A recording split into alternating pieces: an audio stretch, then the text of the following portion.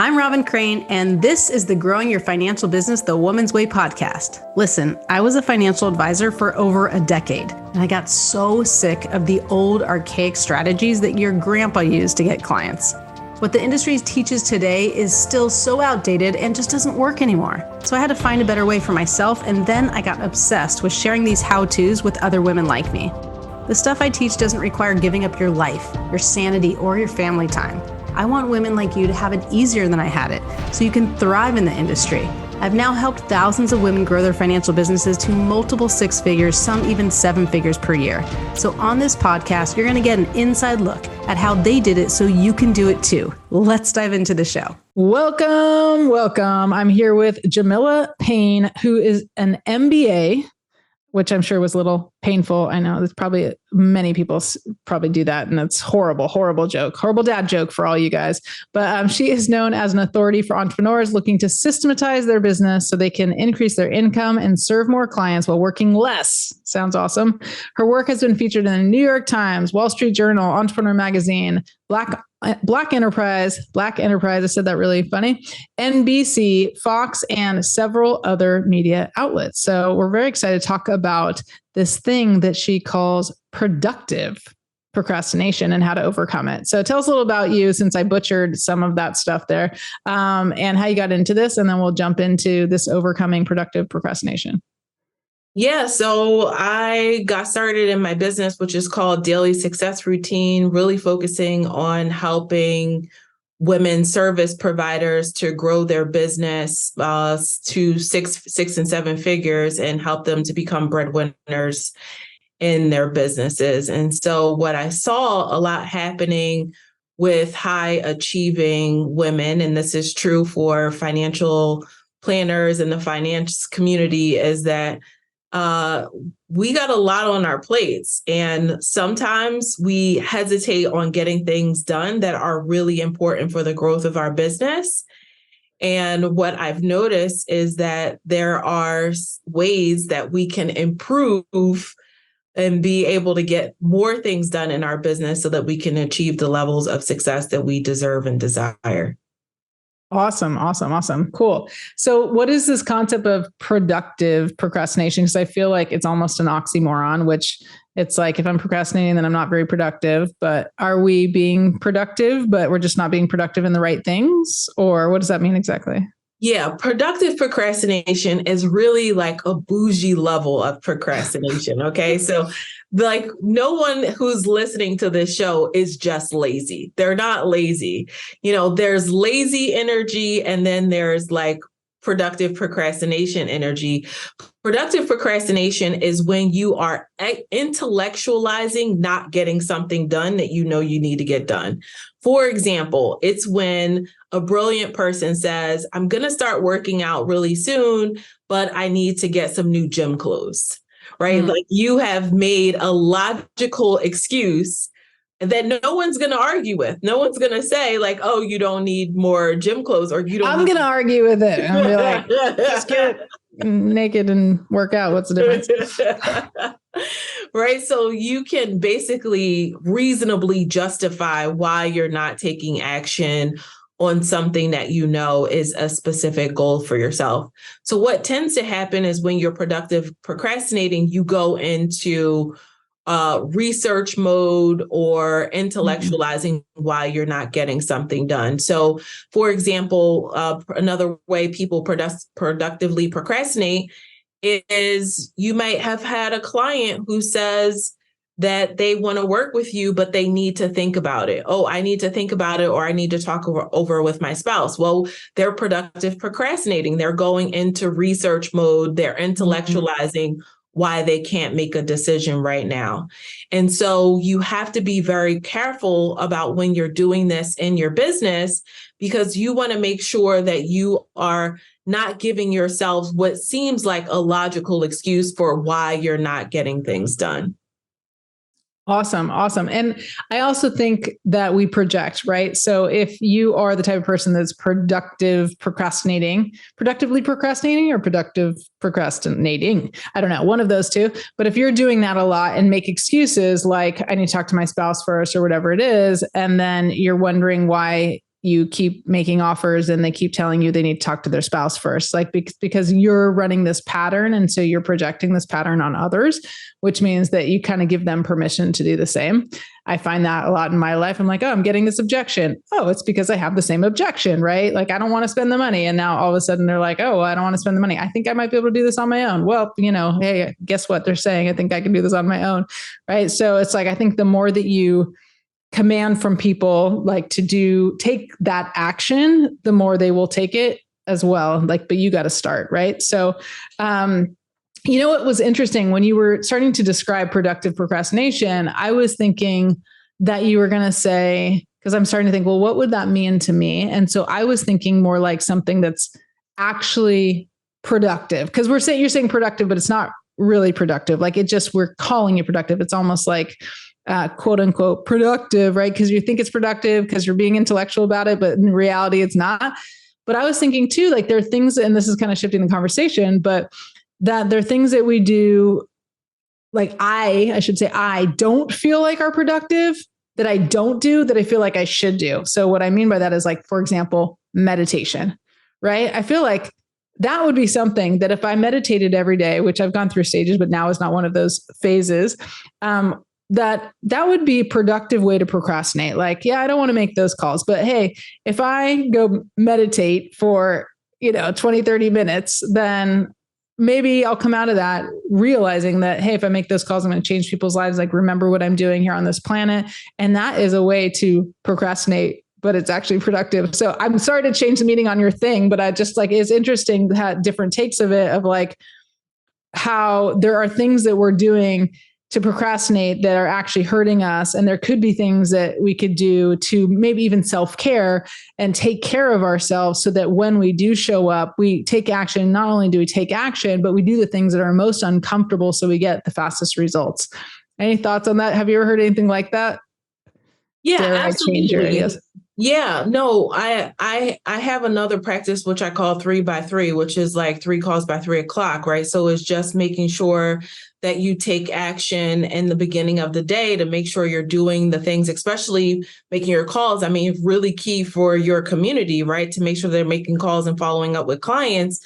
So it's really important to think about what are some things, habits that I can put in place, daily routines, weekly routines that will allow me to not procrastinate, like not come up with intellectual excuses as to why I'm not getting things done, but that can actually propel me towards doing the things that I need to do. And sometimes something like a meditation and being able to quiet the mind is something that will allow you to be able to say, you know what, I'm going to settle myself down so that I can be able to do the work that I need to do, because there's a different energy in our work. And especially when you're talking about a financial advisor or financial planner, they are basically in what I like to call busy energy. When you're out, you're meeting with clients, you're talking to people. And nowadays people are doing a lot more of that, like, on Zoom or Google Meet or something like that. But there's still a lot of people that are out meeting with their clients. That's that busy energy where you're used to moving around and getting things done. But then there's more of the focused energy, which is required to like actually be on the computer, putting together the financial plans, making those calls, having those client conversations. And so it's two different types of energy that someone in the profession needs to be able to navigate in between. And you want to have those tools and techniques in your arsenal that will allow you to switch between that busy energy and the focused energy that's necessary so that you're not productively procrastinating. Oh, I like that. Okay, let's get into that more in a sec, but I wanted to add something to that. So here's what I think a lot of women do as well that I think is worth noting and just being aware of, because I think it's that productive procrastination that you're talking about. So you talked about like the focus energy of like a financial plan, right?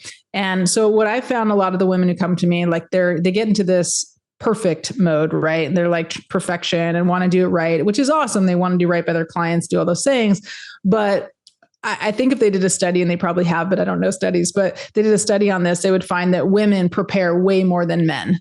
Like they're doing a lot of preparation before their meetings. They're doing a lot of preparation, even with the financial plan. Like, yes, they're using software, but there's also all this extra preparation. And then they come to their meeting, and that might be focused energy, before the busy energy. I understand that. But I think so talk to me a little about how do they stop doing too much when they don't need to? And also just prevent that productive procrastination, because sometimes I think it's they might be focused or they might not think they need to do it, or they might not. But then there's a lot of things they're doing that they don't need to be doing. And there's a lot of things that they're not doing that they need to be doing. Does that make sense? Yeah, absolutely. And there is a study similar to this, which talks about how when it comes to going for opportunities, and I'm going to get the percentage a little bit off, but it's something around when women are going for opportunities, they need to feel like they are 98% qualified for the opportunity. Mm-hmm. Whereas one of our male counterparts are going for that opportunity, they only need to feel like they're 70% qualified for the opportunity before they go for the opportunity. So women, even when they are highly qualified, very talented, right for whatever the opportunity is, right for whatever the client is, they are overcompensating a lot of times or discounting their ability when it comes to doing the work. And it's so important that you be able to set yourself up so that you know that you are highly qualified for what you do. And remembering your accomplishments. One of the things that I do for myself is I keep a list of awards and accomplishments. So these are things that I have done in my own life and in my business, whether that be boards I've sat on or committees that I sat on, articles that I've been featured in, podcasts that I've been on. I keep that running list for myself so that when I'm having in a moment, and we all have these moments where we feel like we're in self-doubt, right? Like, am I good enough? Can I do this? Can I make this happen? Can I get this client? This is really a dream client. Can I make this happen? Right? We can be able to refer back to our own list of evidence that proves our qualifications, our capabilities, our significance to be able to do the work that we love to do. So it's really important to have that for yourself, those reminders that are going to allow you to feel like, hell yeah, I can kick ass. Like, I am a badass. I can make this happen. You absolutely need to have that in your own toolbox. And I think that's also very different with women and men, because I know most men don't need that. Maybe some do, but I'm married to a man who definitely does not. He's like, if I want to feel good and confident, I feel good and confident. If I want, he just makes a decision and then he kind of can feel that way. I'm like, I need the proof. I need the proof to show I'm smart. I used to feel like I was stupid. Like my whole life, I thought I was stupid. And so I just got straight A's because I'm like, if I get straight A's and just work hard, if I figure that out, then people will think I'm smart, so they won't know the truth. Right, that I'm stupid. So I got straight A's. And then, I realized also that I got this belief that I'm stupid, probably from my mom, because she would have these side comments about how she's not smart and she's stupid and those sort of things. And then I went to college and, I got mostly straight A's. So I was like Phi Beta Kappa, magna cum laude. My mom would be like, put that on your, not even resume, but put that on your bio. Like she still will say that. I'm like, I graduated over 25 years ago. My mom wants me to put Phi Beta Kappa. I'm like, nobody cares about Phi Beta Kappa, but she's like, oh no, it's so amazing. Not everybody's Phi Beta. Oh, magna cum laude. And I was like, I don't care anymore about that. But it's funny because I forget about those things even. And I don't care about the name of it or whatever, but I do care that I was determined and I said, I want to do this. I want to get straight A's. I want to, be a good student. And then I was able to do that. And at least I'm smart enough to be able to go get straight A's, right? Even if I thought, back then, I was stupid and all that stuff. But I think that's great. I think a lot of women, we need that. And sometimes it's also borrowing the confidence, I think, from others' belief in you and that sort of thing. And oftentimes just using systems, I feel like you have more confidence when you're using a sales system, right? Because it's it might not be who you are or what you did, but you use a system that's been proven to work. And then it makes the client feel good. I just had this meeting with one of my new one-on-one Wrap Elite clients, and she's really new in the business, and she still has a part-time job as a library director. And I keep calling her a librarian, even though I'm like, you're not, but people see you as that, right? And so, she's like, we had this long deep dive session, our first session, and she doesn't really have the confidence. She's been calling like everybody and kind of almost like she's not begging them, but that's the energy of almost like it's a favor for them to meet with her. And I'm like, girl, here's what I want you to think. First of all, a year from now, like you're not going to want to take any of those clients. And like we can get you in your first year to 100 grand, but let's just assume we don't. So next year, let's say you do 100 grand. What's going to happen at the end of that year? Now you've done 100 grand. And the next year on January 1st, 2025, you're going to wake up and you're going to be like, now I want to make 250,000, right? So like there's always growth, right? And so who are you then? What are you thinking? How are you reacting to people then? Because it's different. You're not going to be like, oh, sure, on Facebook, like you want to meet with me? I might be able to help you. I know your brother helps you, but come on, like it's like that energy of like begging, right? Because it's like she doesn't have that under her belt. So I love what you said about like, let's look at all the things you've accomplished. And what I'm just thinking, because for her, like we just had an hour and a half session, and she was like completely like totally more confident, had, more belief that this is possible. She has more conviction in the people she's going to help, less care, she's caring less about the people that maybe have said no to her. And she's more focused. And I told her, here's exactly what to do, right? The systems, the mindset, like all that stuff, right? And so what I'm adding to for the listeners here is like, what if you just imagine you get the result that you ultimately want, like, or at least that next result, and then the next result, and you imagine yourself getting that? Like, how would you show up differently? Like, how would you react differently to what's happening? Because if you're making $1 million a year, you're sure not going to act the way you acted when you made 100,000, right? So like, I think there's a lot of things to borrow too, because we women think we need the proof. And you got a lot of proof. So it's great to remember that. And like, imagine the proof that's going to happen and how you change because of that. So anyway, I want to get back to the overcoming this, but what are some of the ways, I just want to add that, but what are some of the ways that they can overcome this, let's just say, pattern, behavior, or habit of this productive procrastination, which essentially is just justifying why you're not doing shit, right? Yeah, I really love what you said about systems. And that's number one. And what I would say in a way to overcome productive procrastination, because you want to think about different areas of your business and where do you need systems in place. For me, I always tell my clients, systems is just a fancy word for routines. And you want to have routines that create predictable results. So what is a routine that you can have in your business when it comes to getting your calls done, when it comes to having that focused time to work on your plans versus having that busy time when you're out meeting clients? What are the routines that you need to put in place? Literally just like step 1, step 2, step 3 for the routine that's going to allow you to make sure that you're getting the work done that you need to get done. So that's first and foremost, right? That's getting those systems in place that are going to allow you to prevent from productive procrastinating. The other thing is to think about like, why are you really delaying and getting the things done? Sometimes we're delaying things because we are having an uncomfortable feeling that's coming up, and we can really manage any feelings that we want to deal with. So we want to check in with ourselves on like, what is it that I'm afraid of feeling that's preventing me from taking action? Sometimes we think about when it comes to something like working out, which I think is something that, women are always trying to figure out. A lot of high achieving women's, how do I figure out how to fit my self-care into my busy business schedule? It's really thinking about also, is it that you're afraid of, the discomfort of the working out? Is it afraid of focusing on yourself instead of taking away time from their family or your kids? Like, what is the thing that you're afraid of doing that's preventing you from taking action and it's causing you to productively procrastinate? And how can you just face whatever that is so that you're not afraid of taking action anymore? I love that. I find that takes a lot of patience and focus, because I wouldn't think to do that. So I think that would take a lot of like discipline to just be like, what is it that I'm really feeling?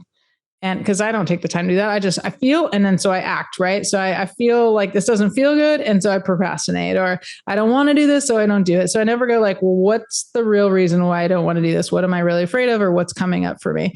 And I think that's huge. I will butcher a quote, I'm sure, but I think Brene Brown said something like, if you don't name your emotions, they'll eat you alive. Like, cause we tend to, and I know I have the tendency, like I did Tony Robbins stuff. And so I would have like, oh, I'm not anxious, I'm nervous, or I'm excited, so instead of, like owning that, no, I actually feel some anxiety right now, let me deal with it. Instead, I would call it something else and be like, no, I'm totally fine. And then bury it, which I think not only affects like what we do with like whether we procrastinate, whether we get the work done, but it also affects our whole body and like our whole, system, internal system, and our health and all that of like, okay, if I keep burying this down, like it's going to eat me alive. Like literally it's going to start eating my inside out and make me feel sick and hurt my, cause disease and all these things. So I know that's a bit of a stretch, but like, I do feel like that all is happening. I was listening to this, one of the Mel Robbins, I think she was on the Tom Bilyeu podcast, Impact Theory. And she was talking about how like a lot of us are focusing on like neck up, which is like all the mindset stuff. And I always think like, we always say, 80% mindset, 20% strategy. Right. And I'm thinking, yeah, like totally, because these women, come in my programs and definitely like there's mindset, they need the mindset shifts. I work on their mindset. Now they feel confident. And I'm like, oh yeah, I'm amazing. I'm a great coach. Right. But she was talking about neck down and how she did all this work, like working on her body and like how amazing it was to recognize like when I feel anxious, where in my body do I feel it? And like actually dealing with her body. And she was saying how much it changed, like the way, like her behaviors, it changed her thinking, it actually changed her mindset by shifting her body. I don't know. I just went off on another tangent. Like this is like tangent day, but like, I don't know. Anything come up for you around these conversations or? Yeah, I really think that it is important to be in touch with being able to process your emotions, because it's one of the important things in being able to grow your business. I always say your business can only grow as much as you do. And so as business owners, like one of the things that's really cool about us is that we get to personally grow by stretching ourselves and being able to build our business. I mean, if you're a financial planner or financial advisor, I mean, essentially you're running your own book of business. I mean, you have to be able to, manage your clients well, grow your clients, find leads, close the leads. And where you're going to come up against things is where you are finding tension in yourself, right? If you are afraid to ask for money, you're going to be uncomfortable when it comes to selling and closing a client. So you got to get over your own stuff in order to be able to take your business to the next level. And so being able to check in with yourself of like, where do I need to personally grow so that I can grow my business, I can grow my client base so that I can grow my revenue? Yeah, absolutely. Do you know Lisa Nichols? Yes. Okay. I So don't Lisa know her Nichols personally, but yeah. Yeah. So I actually do know her personally. She's amazing. But she, if you guys are listening and you don't know her, you should look her up. She's probably like the number one motivational speaker, at least in the United States. I don't know, maybe the world, like especially female, definitely the number one African-American, I would say, maybe outside of Oprah, as far as like a influencer in this space, but she's amazing and she's awesome. But anyway, she talks about, she teaches speaking, and I went to her speaking course and stuff. And she talks about how your business can only grow as much as your personal development. Right. So it's like, she focuses on teaching you how to speak. We did this thing called When My Soul Speaks.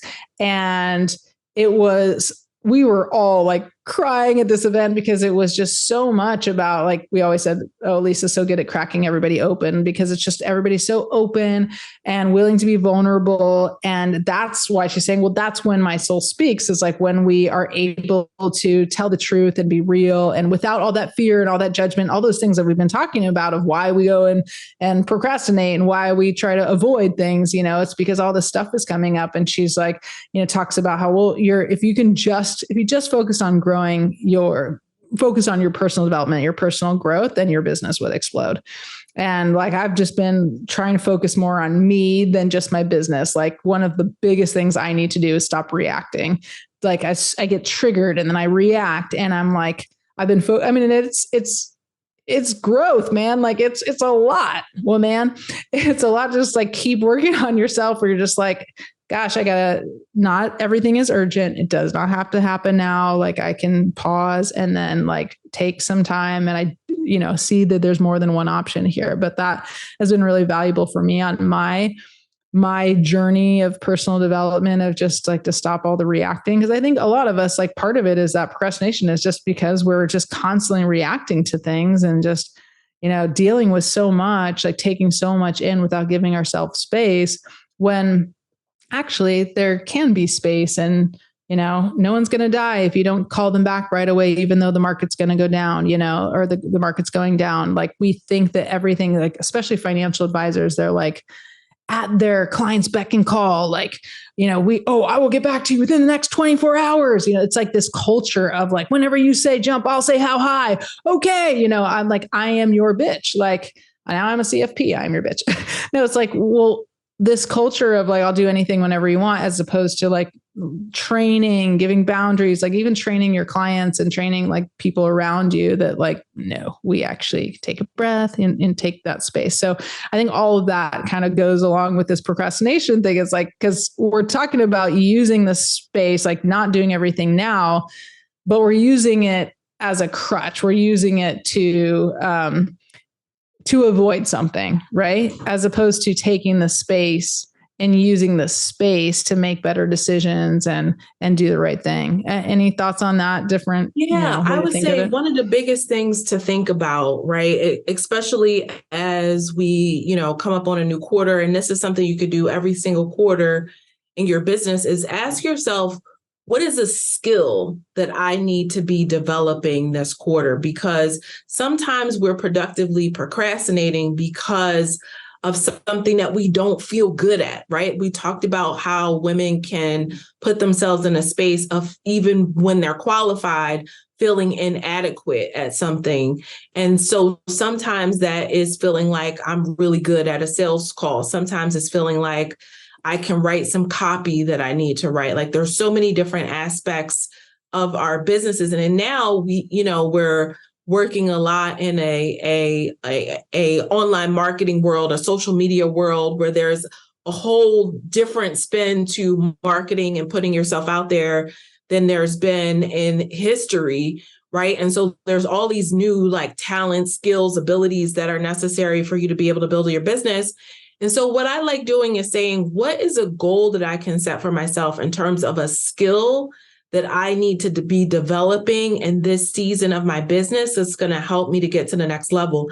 And as long as you are focused on tackling those skills, you will remove the idea of procrastinating on getting things done, because you are starting to skill up in the areas where you have created that self-doubt and feeling of inadequacy. Like, let's just get rid of that feeling by being able to skill up in those areas that you really need to. Skill it up, yo. I like that. Skill it up. That could be like your product. Skill it up. Awesome. Tell them where to find you, Jamila. This has been great. Thanks.